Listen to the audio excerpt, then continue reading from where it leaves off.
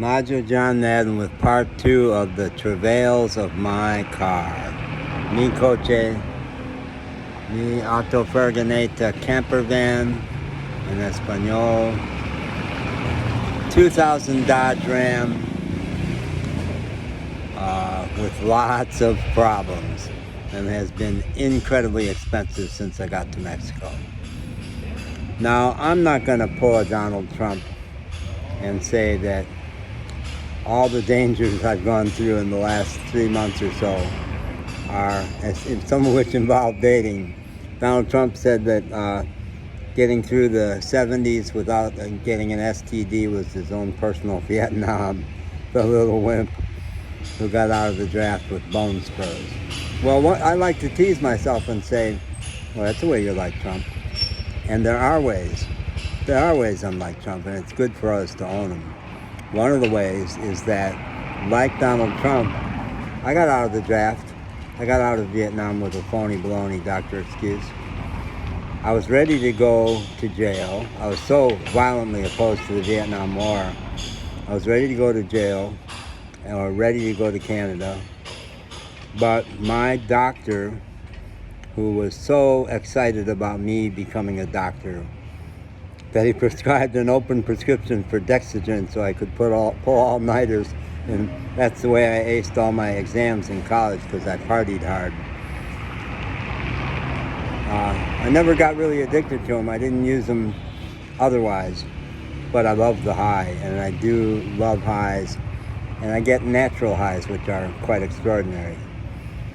But that's the way I was like Donald Trump. But the last 3 months, more than that, 6 months, dealing with my car and dealing with buses like that want to kill me.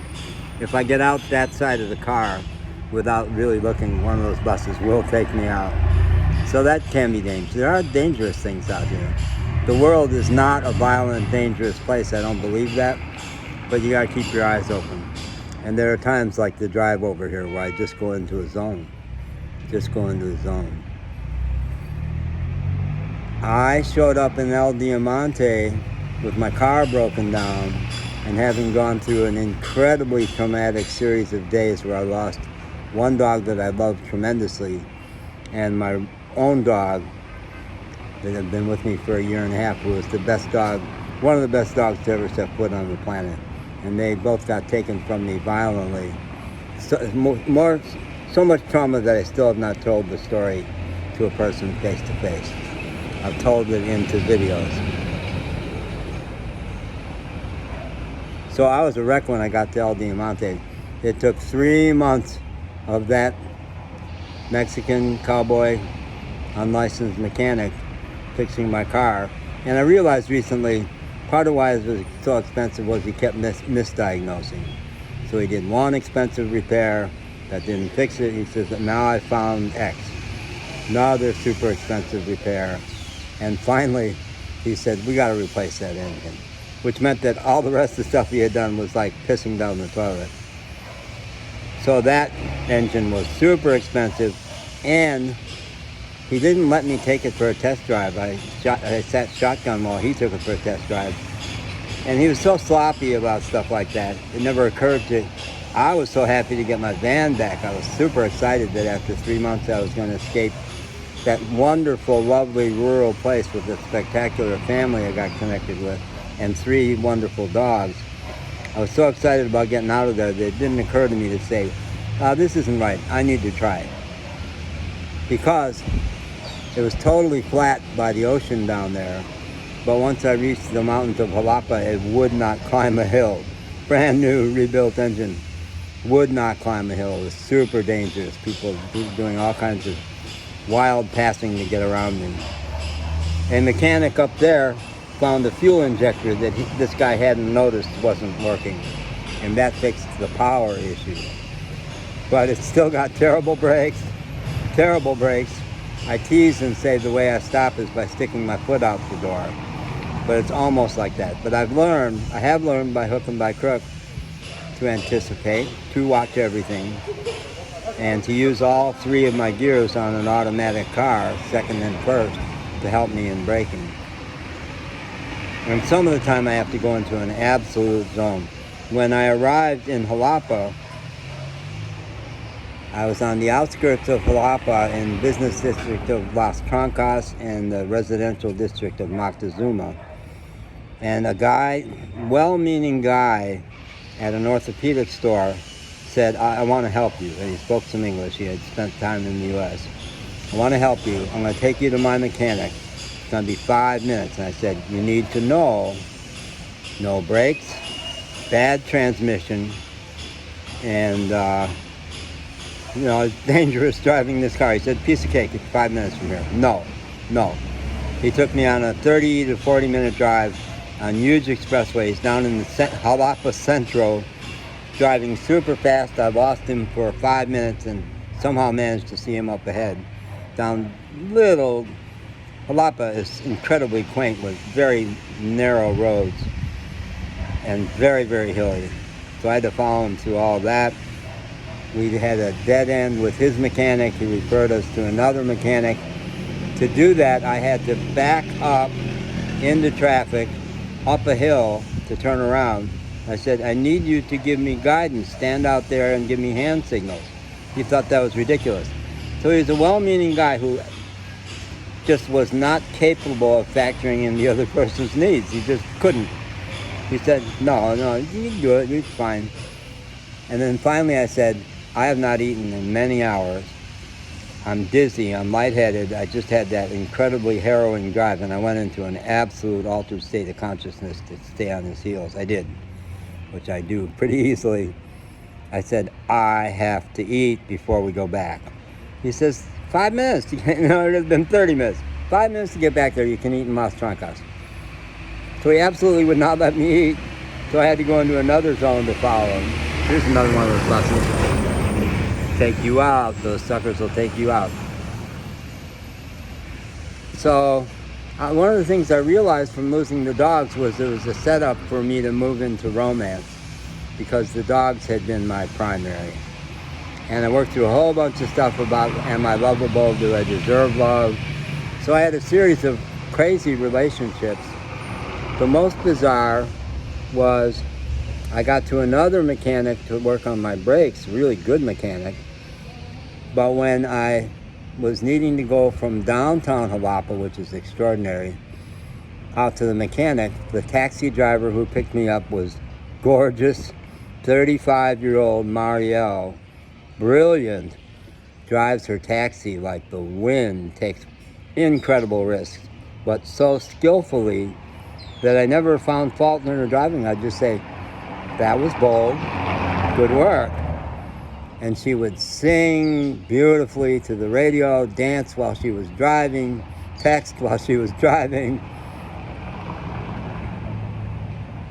Well, by the end of that 10-minute drive, we were in love. We were, both of us. She really wanted me to be her man. I was crazy about her. She ended up taking me to her house in Cardell. And the picture was kind of wild, because there she was, a taxi driver, and let me know she had 3 cars and an apartment in Jalapa for when she was driving the taxi, a house in Cardell, and another apartment at the beach. And one of her cars turned out to be a brand new BMW Roadster, monster car. So the plot thickened when we got to her house. She had taken into her house a puppy that had been wandering down the street, probably too young to be away from its mom. And she didn't care about it. She totally neglected it, would not pay attention to it. I took it under my wing. She went back to Jalapa to drive taxi for a couple of days. And when she got back, it really got clear that she was incapable of caring about anybody but herself. She wanted a man. Now she had one. She didn't want to have sex with me. She didn't want to get to know each other. No interest in that. She just wanted me to be there as her man. So I said to her after she had been back for 2 days, I said, it's not working. I thought, I never promised monogamy to her, and she said that was all right. but this is not working. I need you to get me back to Jalapa. So she looked at me and said, okay, no problem. I made a video for a couple of friends saying, Madden, you heartbreaker. Look, you just killed that girl emotionally. But in fact, the story was she still was enraged at men, and something snapped in her. And while she claimed and believed that she was fine, she proceeded to be incredibly ungrounded. And she was super strong for a tiny little girl and incredibly athletic. She would dance on the 1 foot wide edge of her in-ground pool. And that afternoon, she climbed to the top of a very tall ladder, stood on the top, pulled herself up on the roof, and was fussing with the tiles in the roof. I went, this girl is so out of control. She said she was going to take me back to Jalapa in her roadster. I thought, given the way she drives that taxi, this is going to be hair-raising. Well, 20 minutes away from her car, she had wanted to go to the beach, and I said, I don't want to do anything with you. I want to get back to Jalapa. And she says, okay, I'll take you to Jalapa. In the centro of Cardell, she changed her mind. Said, I'm going to the beach. You get out. I'll be back in an hour. So me and the puppy and my big dog Magic were in the centro of, no, not Magic, just me and the puppy were in the centro of Cardell. She came back an hour later, barefoot, happy as a clam from being in the beach, and said, okay, let's go. And it was getting dark and it was getting cool.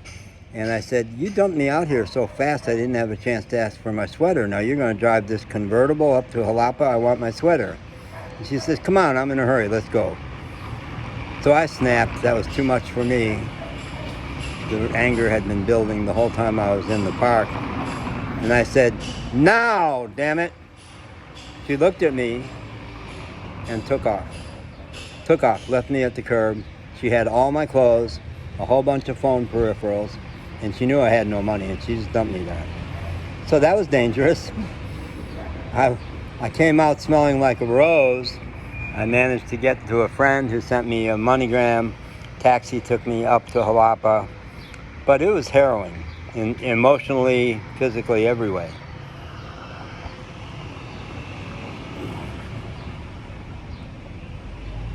So life is testing me in so many different ways.